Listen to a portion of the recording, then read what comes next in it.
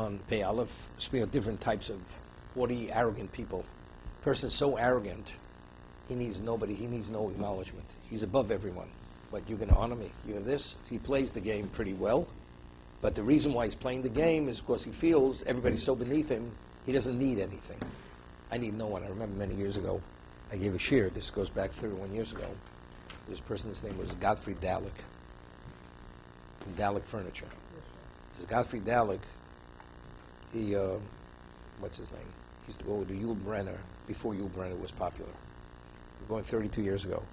And he used to come to a share of mine. He was a man then, like in his upper 60s. And he used to smoke these cigars. Maybe it was about $25 a cigar. He used to have like a cigar case. He used to come to a share of mine. And he once brings a friend. This friend comes, almost his age, frayed sleeves, frayed jacket, sport jacket, with leather patches on the elbows because it was rubbed, jeans that are, before it was into wear torn jeans. The bottom, the cuffs are also frayed, and with a shirt with the collar slightly frayed. So after, next week comes, hey, you see this guy? He owns the largest ocean front in the Hamptons. He lives in a, whatever, $20 million house. This is going back 30 years ago.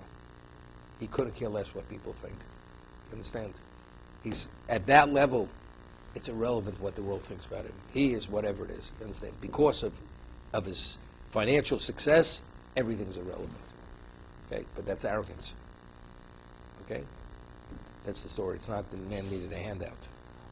Okay? Alan would have seen it, would have taken up a collection immediately. Okay, Omnam. Yeim Ka'elu, all these various types of arrogant people, even though outwardly they're playing the humility game, outwardly they act humbly,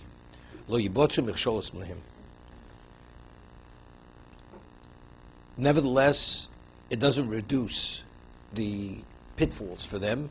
Because even without them being aware, it's going to be revealed that they're truly arrogant. And this is all false humility. This is not the real thing. So, sometimes you have a kiln, so the kiln is so hot, you have cracks. So from the outside, sometimes you see the flame shoots out through the tiny little cracks in the kiln. Listen to this. What is it now? So you have a house, Molik Tevin. You have a house which is packed with straw. Straw, you pack it, what happens? Straw expands. And there are crevices in the house for you. And a result of the expansion, so the straw goes in these tiny crevices, and these cracks go to the outside of the house. So because the straw starts expanding, eventually the straw that's in these crevices all of a sudden starts peeking through the outside of the house. So eventually, initially nobody knew there was straw in this structure. But eventually, because of the expands, eventually you know what's contained within the structure. Kena Dover is identical to this type of person. There's no way they could keep playing the game.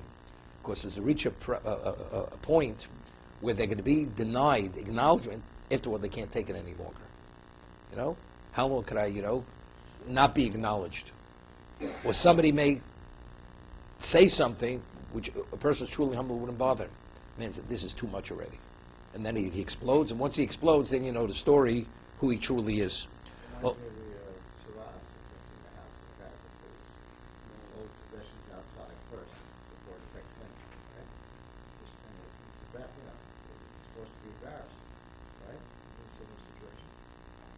no, that's to teach him a lesson. But this is not a lesson. This is just a reality of a person. As they say, everybody has his price. Certain things, it's worthwhile to give up if there's a gain. What about if the gain is less than what you're giving up? It's not worthwhile. So if a person's not truly humble, you're not giving up anything because you're truly humble. But if a person's arrogant and he's only playing the game, it's worthwhile that he should be recognized as being truly humble.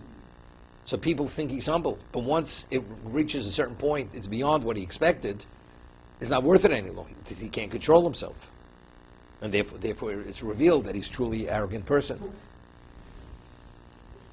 Umachshavtem aroti and nikeres b'toch maseim. Ach darkeim him ba'nova psula v'shiflis meruma. But their way is false humility and deceptive lowliness. I once said, they say it says in Pirkei Avos, it speaks about Talmidi Avram Avinu and Talmidi Bilam Arosha. And it says one is Nefesh Rechova, Nefesh Shvela, Ruach Nemucha, Ruach Gevoa. The students were pompous of Bilam, of Avram had humble, lowly spirits. What do we have to talk about? The Talmud. Let's talk about Avram. Speak about Avram. Speak about Bilam. Who is Bilam? Who's Avram? What do we have to talk about? Talmidi Bilam, Talmidi Avram. The answer is, if you look at Bilam, you think he's radiating with holiness. The man's a prophet. Outwardly, you don't see anything. But inside of him, like it says, he deserved, he felt he should be in the place of Balak. He should be the king, have the wealth of, right? And once in a while, it leaked out who he really was. But the way he played the game was unbelievable. When you look at his students who aren't the Navi, they don't know how to play the game the way Bilam plays the game. So it's obvious from the students exactly what he mentors. This is an extension of who he really is. Avram Avinu, the other, this is the true thing. When it's genuine, it's passed on to the students. If we speak about Talmidei Avram and Talmidei Bilam Arosha, what they say, you find people who mentor people in Torah, and you see the way certain people work on the Talmidim they produce, and other people work on the Talmidim they produce. So what does it say? This guy picked a bunch of bad apples, and the other one picked a bunch of good apples. First of all, why did he pick bad apples? The other one picked good apples. Secondly, but if you teach him Torah, whatever it is, it should make a difference. So evidently, there's already a deficiency in the Torah itself. Whether it's like in Yerushalayim, it's whatever it is, it's coupled with something, and therefore it doesn't have the same effect as the other person communicating the Torah.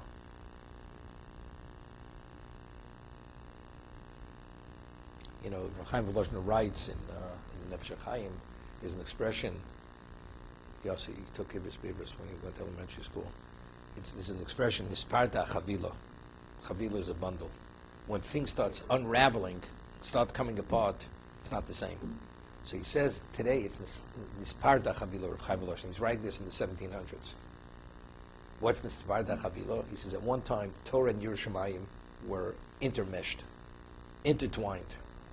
Today, it's no longer the same. Yerushalayim went south, and there's Torah. But Torah and Yerushalayim is not the same thing. He's already writing it in his time. When it's coupled, it's intermeshed, so as he teaches, he's communicating Yerushalayim with the Torah. So of course, what kind of student you're going to produce? You're going to develop that kind of Talmud. But if it's the Torah without the Yerushalayim, then you have a problem, and that's why things look the way they are. That's what he writes. To be continued.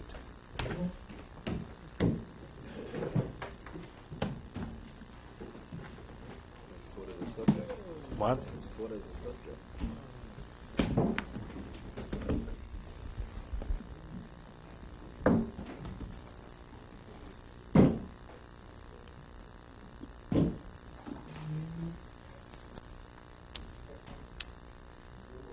Even it's not taught as a subject. Even it's not taught as a subject. You love it.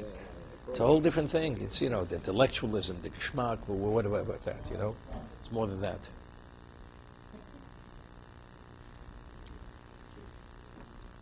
Moshe, when you ever heard of Moshe Feinstein? Moshe Feinstein was like a computer.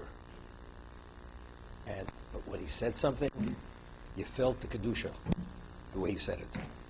It was his whole being, and his being was a tzaddik, Moshe Feinstein. So the Torah and the way he said it, with the humility and the self-effacement, it was everything combined simultaneously. You had to be impressed by it. You had to be affected by it. Right? Unless you were so arrogant, it didn't mean anything. But if you were just an ordinary guy, you were impacted by it. There's a tape he was asked to drop by a Asim.